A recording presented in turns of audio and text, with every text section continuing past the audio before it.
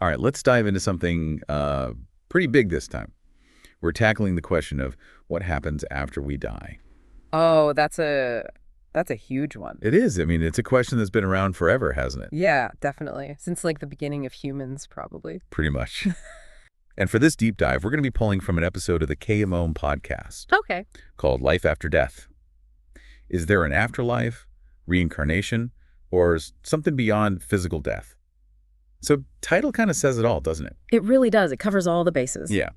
We're going to be looking at all sorts of angles, religious views, philosophy, even some scientific takes on the whole thing. I'm excited to dig into that. I think the way that different cultures and religions have approached this question is just fascinating. Right. It tells you a lot about like what people value. Exactly. What they find meaningful in life and what they're hoping for beyond it. Okay.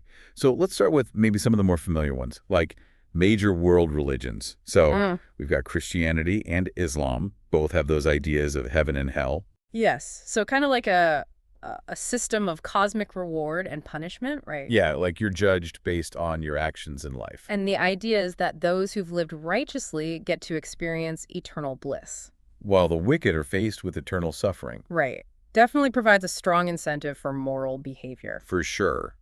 But then you've got other religions like Hinduism and Buddhism, which take a totally different approach with reincarnation. Yeah, reincarnation, it's not just a one-time thing, right? Your soul keeps getting reborn. And the form you take in each life depends on your karma, the actions you took in your past lives. Exactly. And this cycle can go on for like countless lifetimes until you reach a point of liberation. Ah, okay. So what does liberation actually mean in these contexts? Well, in Hinduism, it's called moksha, and it's about breaking free from the cycle of death and rebirth and recognizing the true nature of the soul, its connection to the divine.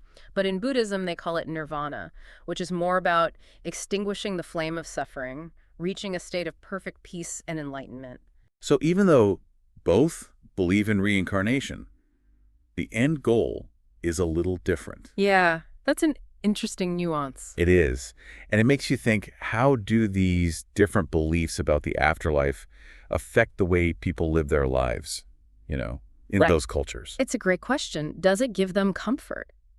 Or does it create fear? Does it promote ethical behavior, or does it lead to judgment and division? Really interesting stuff. So we've talked about religion, but let's kind of zoom in on reincarnation for a second. Okay. It's not just like a philosophical idea. There's actually been research done on it. Oh, right. Like Dr. Ian Stevenson's work. He spent his whole career documenting cases of children who seem to remember past lives. Really, like actual memories. Yeah, and some of these cases are super detailed and pretty convincing. Like there was this one case in Lebanon. A young boy, Imad Elawar, claimed he remembered the life of a man named Mahmoud. And what happened? Well, Imad accurately described Mahmoud's house, his family, even specific events that happened before Mahmoud died in a car accident. And get this, Imad even had a birthmark on his head that matched a fatal gunshot wound Mahmoud had suffered. No way. Seriously. Yeah. He had a birthmark that matched the guy's injury. Yeah. It's pretty hard to explain that away. I mean, how could a child know that kind of detail? Yeah. Unless, Right. Unless they had actually lived that life. Exactly. But of course, skeptics will say it's false memories, overactive imagination, or maybe the kids are picking up info from their surroundings without realizing it. Yeah, I can see that side of it too. But for those who believe in reincarnation, these cases offer like a little glimpse into the idea of a soul that exists beyond just one lifetime. It really makes you think about memory and consciousness.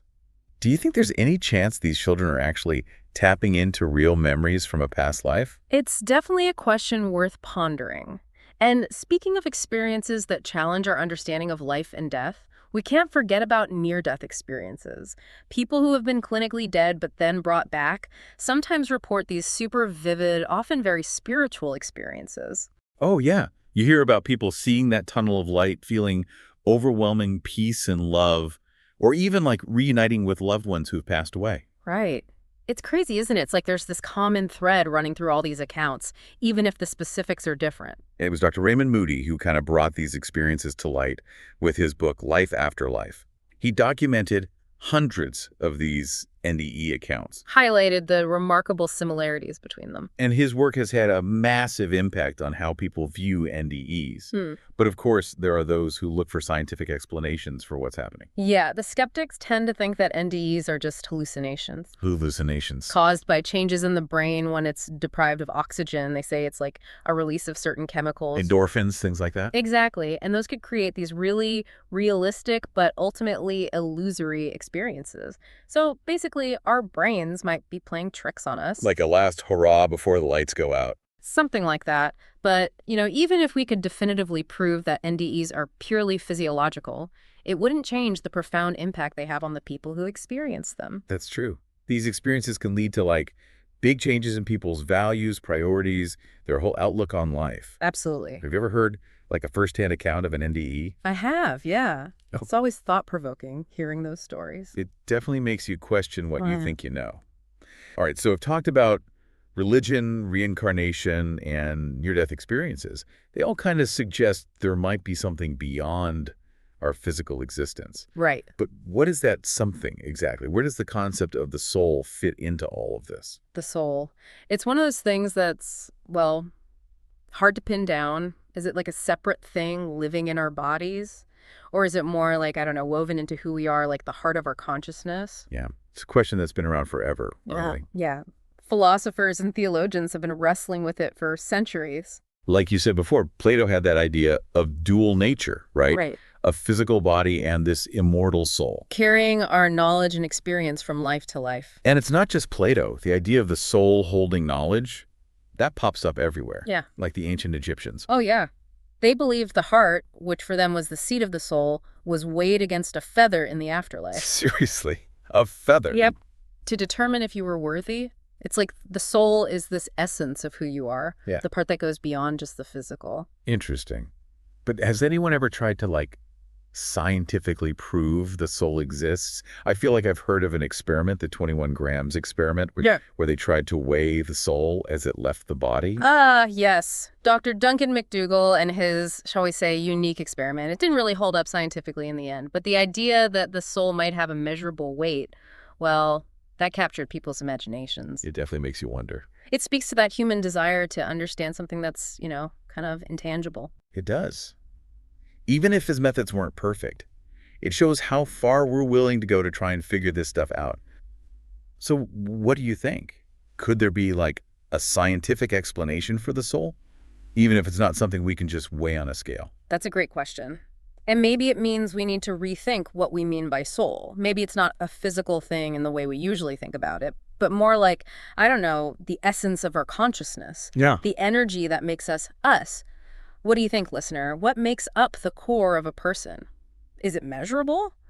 Or is it something beyond what science can currently grasp? Okay, we've explored these ideas of an afterlife, reincarnation, and the soul. But what if none of that is right? What if there's just nothing? Nothing. Like when we die, that's it. Our consciousness just ends. That's the annihilation theory. No heaven, no hell, no reincarnation, no soul floating around. It's a hard one for a lot of people to swallow. I can imagine. It goes against our instincts to want to believe there's something more. But from a purely scientific standpoint, it kind of makes sense. Consciousness is a product of the brain. And when the brain stops, so does consciousness. Right. And some people actually find this view really freeing. Oh. Yeah. Epicurus, the Greek philosopher, famously said, death is nothing to us. His point was we shouldn't fear it because we won't be around to experience it. It's the fear of non-existence that gets us.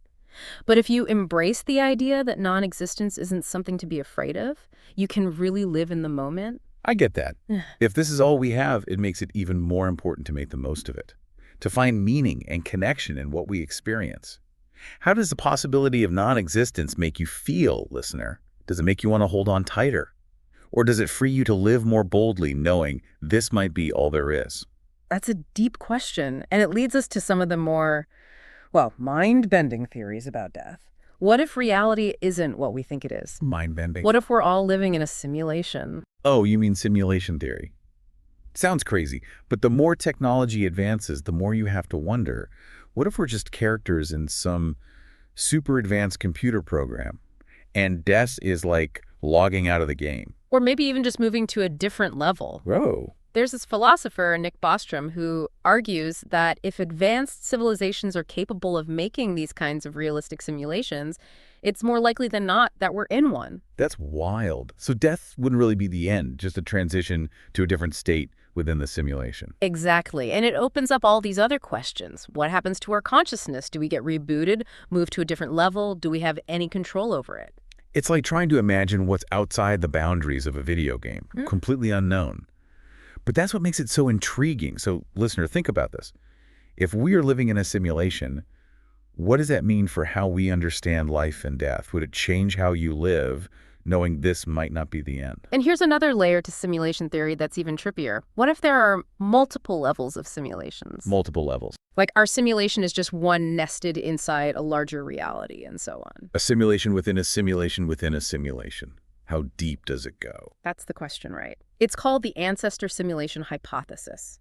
The idea is that an advanced civilization might create simulations of their own past, and those simulations create simulations of their past, and on, like a fractal of simulated realities. So death could just be us moving up a level or maybe even back to the original base reality. It's pretty mind-blowing, isn't it?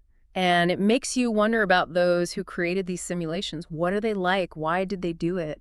And what is the point of our existence in this simulated world? It's kind of amazing, with all we know now, all our technology, we still don't have a clue what happens after we die. It really shows you the power of the unknown, doesn't it? Always there, always fascinating, always a bit scary, too. Definitely. So in this deep dive, we've gone from traditional religious views to reincarnation, near-death experiences, the whole soul debate, annihilation, and even simulation theory.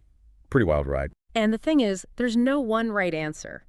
Each perspective offers a different way of looking at this huge mystery. Yeah, exactly. And I think that's what's important for our listeners to take away. It's not about finding the answer. It's about, the journey of exploring these ideas. Absolutely. Being curious, open-minded, willing to consider different viewpoints, even if they challenge what you already think. It's been great exploring all this with you, but we got to give a shout out to the episode that inspired this whole deep dive, that awesome episode from the KM podcast, Real Talk and Laugh, called Life After Death. Is there an afterlife, reincarnation, or something beyond physical death? Such a great episode. They did a fantastic job presenting all those different perspectives. If you're interested in learning more, definitely check it out. For sure. As we wrap things up here, I want to leave our listeners with something to think about. Whatever you believe about the afterlife, whether you find peace in religion, you're fascinated by reincarnation or the simulation theory, or even if you think it's just annihilation, how does thinking about all of this affect how you live your life right now? That's the key, isn't it? Does it give you peace, purpose, a sense of urgency? Does it make you want to live more fully, connect with people more deeply, make a difference in the world? The mystery of what happens after we die is something we'll each face on our own. But until then, we can choose to embrace the wonder, the not knowing, the beauty of being alive. Keep exploring, keep questioning, keep living with intention. Who knows? Maybe the answers are closer than we think. And on that note, we'll leave you to ponder these big questions. Until next time, keep searching, keep questioning, keep living life to the fullest.